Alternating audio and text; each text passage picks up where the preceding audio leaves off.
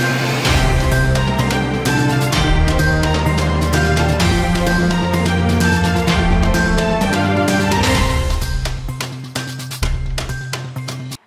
Welcome to ఎన్బీటీవీ 24x7 news channel.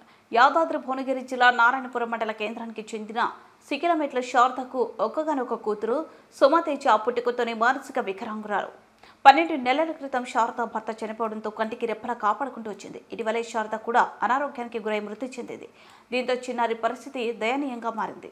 ప్రస్తుతం వృద్ధురాలైన అమ్మమ్మ వద్ద ఉంటుంది. సామాజిక మాధ్యమాల ద్వారా వీరి పరిస్థితి తెలుసుకున్న సత్య చారిటబుల్ ట్రస్ట్ స్థాపకులు మానస నాంపల్లి మండల ప్రభుత్వ ఉపాధ్యాయుడు సామాజిక కార్యకర్త గిరిజ మహేష్ ఆధ్వర్యంలో 5,000 విలువ గల నిత్యావసర సరుకులను పంపిణీ చేశారు. మానవతావాదులు ఈ అభాగ్యులకు అండగా ఉండాలని కోరారు. కార్యక్రమంలో ప్రభుత్వ ఉపాధ్యాయుడు సామాజిక కార్యకర్త మహేష్, జక్కిడి సుదర్శన్ రెడ్డి, గంగాపురం సాయి ప్రసాద్ తదితరులు పాల్గొన్నారు.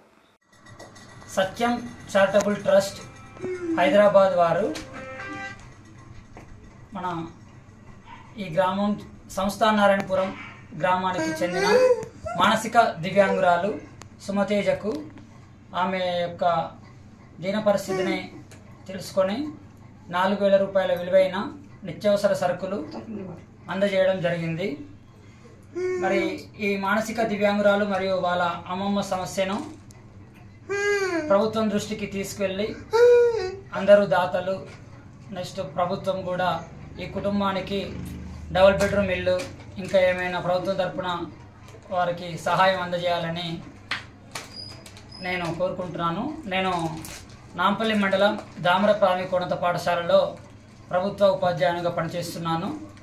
మాది చండూరు గ్రామము. మరి ఈ సంస్థానారాయణపురం ఈ దివ్యాంగురాలు మరియు వాళ్ళ అమ్మమ్మకు అందరూ రాజకీయ నాయకులైన ప్రభుత్వమైన వారు సహాయాన్ని అందించి అందరూ వీరిని